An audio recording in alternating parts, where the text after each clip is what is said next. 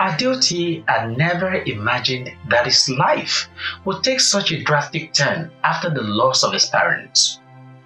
When his uncle Bade brought him to the city, he had been filled with hope and excitement. The tall buildings, busy streets, and unfamiliar sounds overwhelmed his senses, but with it came the promise of a new beginning, a better life. Bade's home, a grand estate with high gates and lush lawns, seemed like a palace to young Adeoti. The house was filled with every comfort he had never known, and for a brief moment, he believed he had found solace after the painful loss of his family. His cousins, John and Jane, were friendly enough, and their mother, Banke, welcomed him with a strained but polite smile. At first, life seemed full of promise. Bade, a man of few words, assured him that he would be enrolled in school, just like John and Jane. Adeoti held on to this promise tightly, imagining the day he would walk into a classroom, dressed in a fine school uniform, ready to learn and make his parents proud. But the days turned into weeks, and while John and Jane went off to the prestigious private schools, Adeoti remained at home, watching them leave each morning with a sense of envy and longing. Bade's promises, which once echoed so tightly and brightly in his heart, slowly faded into silence. His situation began to shift. Banke, who had initially been cold but tolerable, started treating him differently. Her disdain for him became more pronounced. While John and Jane played after school, Adeoti was given chores, cleaning the entire house, doing the laundry, scrubbing the floors, tasks that kept him busy from dawn to dusk. Banke made sure he was always working, rarely allowing him to rest or play with his cousins. The reality of his situation dawned on him one fateful night when he overheard an argument between Bade and Banke. Lying awake in a small bed, the raised voices seeped through the walls. "I will not have that village boy attend school with my children," Banke spat, a voice filled with venom. "He belongs in a public school, if anywhere at all."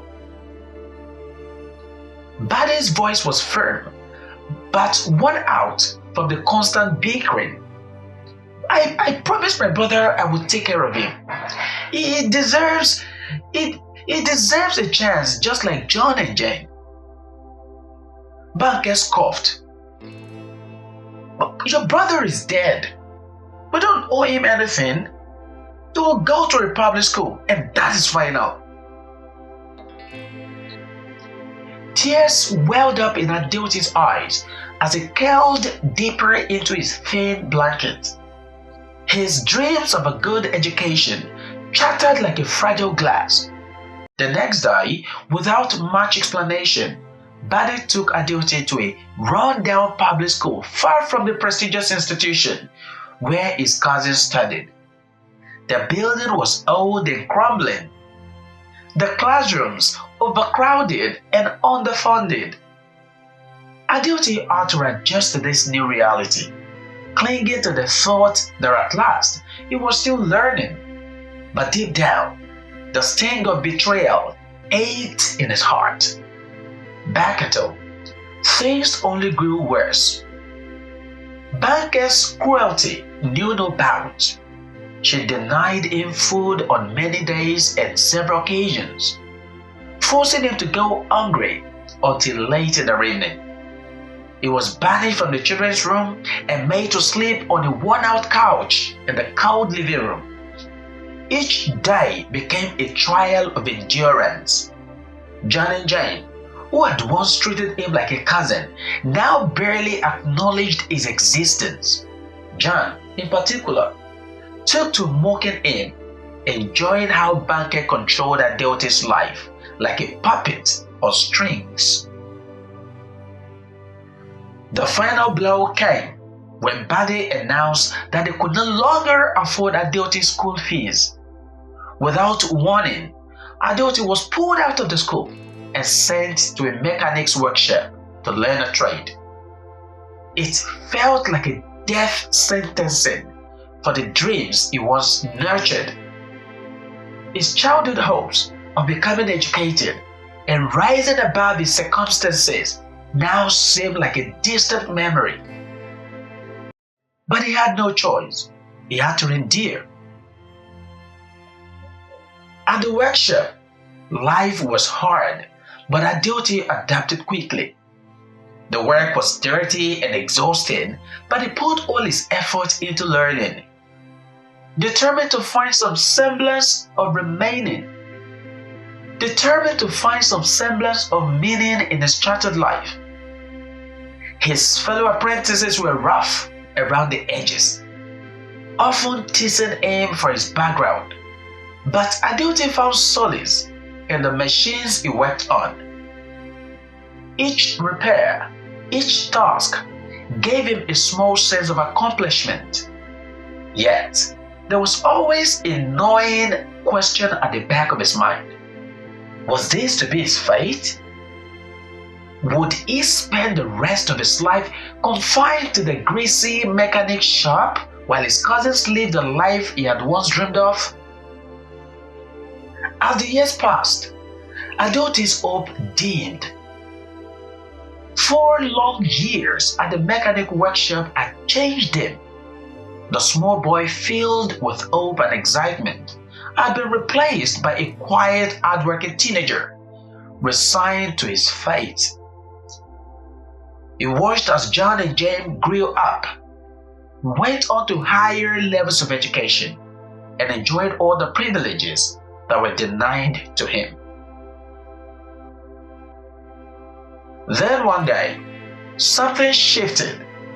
Bade and Banke began whispering behind closed doors. Their plans seemed to exclude Adeoti even more than before, leaving him to wonder what they had in store for him next. His suspicions grew as he noticed Banke speaking in hushed tones with a neighbor, her eyes darting towards him every now and then. There was something dark and sinister brewing, something that would shake his life once again.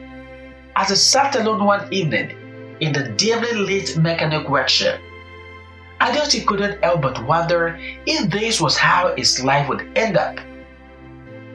Would he always be the boy betrayed by his family, abandoned to the fringes of society, while his cousins basked in a brighter future? Or was fate waiting to take a turn? And if so, how could that happen with Bade and Banke now united in their quest to ruin his life? Is Adeoti's fate about to be confined to just serving at a mechanic workshop, while his cousin's hope for a brighter future lies in quality education? Will it continue this way, or were things destined to take a new turn?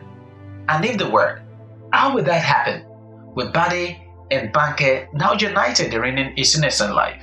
Let's find out in the next episode when this series will come to an end. Remember that there is a question waiting for you in the comment section. That way, we can tell if you truly understood and enjoyed this episode.